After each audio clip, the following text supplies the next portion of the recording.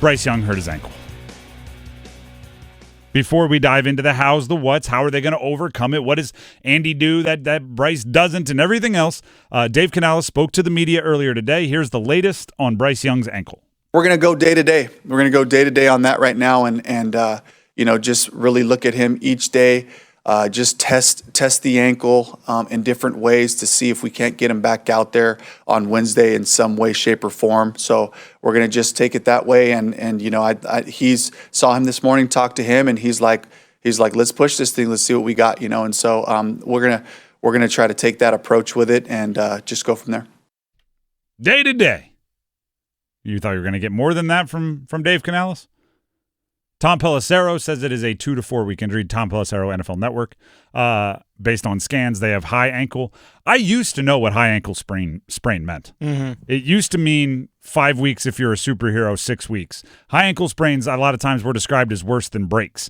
Within the last 2 years, all of a sudden all of that went away. I guess they brought into the term of what a high ankle is because now guys can come back in 2 to 4 weeks or 2 to 6 weeks. So it's I used to know what it means. Pelissero did say as well that Carolina is hopeful it could be as little as one game.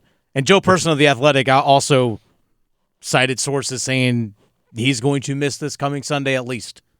Which is big. Yeah. And actually, I feel bad for Bryce because he's been here probably feels longer than it is the time he's been in Carolina. They finally get a home game against a legit opponent. You're winning games, and he's like, I'll watch this one. I wanted to play all the games where we were 5 games below 500 and mathematically eliminated from the playoffs. Those were awesome. I'll sit this one out. That's going to be the Bills at home, and we're both in the top 2 in our division. That'll be great. I'll be sitting over here. Probably not the best for him. Dave Canales also spoke today about making sure Andy Dalton is ready while they're going day-to-day with Bryce Young. Here's what Canales had to say. We have to evaluate how much can Bryce do. Can he get out there and function in practice, and Andy's ready to go. He'll be ready to take on the game plan and to make sure that the whole process, the whole offense, all of those things are moving forward as we have to make a decision. Here's the good news for the Carolina Panthers. And obviously your starting quarterback getting hurt in the middle of a win streak is not good news, okay? And no matter what you think of Andy Dalton, it's not good news. It's not. But the good news is the game plan is pretty insulated against quarterback injury. Basically, and I say this because of what we've seen, how they treat Bryce is how you treat a backup quarterback. Like when they're playing their best, that is how you treat a backup quarterback.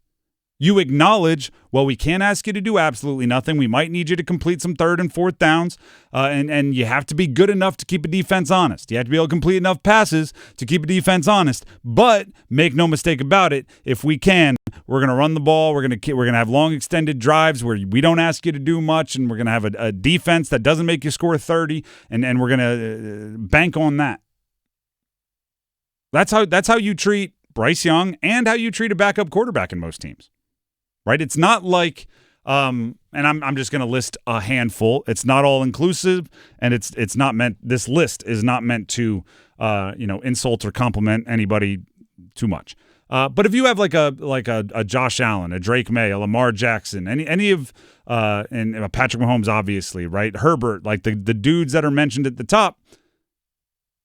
They do a lot of things that you just can't have a backup that can do it, right? You when they come in, when the backup comes in, you immediately go, all right, let's eliminate all those plays that you have to be wildly special to execute, and let's see what else we have in our playbook. When you take out Bryce, you're not asking him to do a bunch of superhero things. Andy Dalton maybe won't be as quality at certain things. There's shades of a different game, less mobile at this point in his career, whatever it is. But there's not an insane amount of superhero plays for Bryce Young in that playbook, right? So you don't have to change that much. You don't.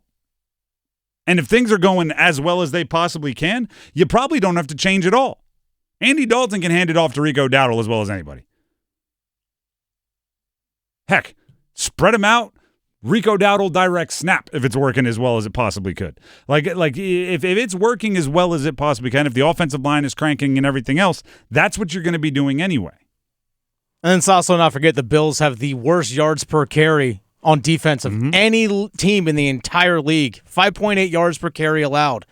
I mean, there's a lot of like weird indirect things. They got beat by the Falcons. Drake London absolutely lit them up, and Drake London and Fritterer McMillan are seen as comps in a lot of ways.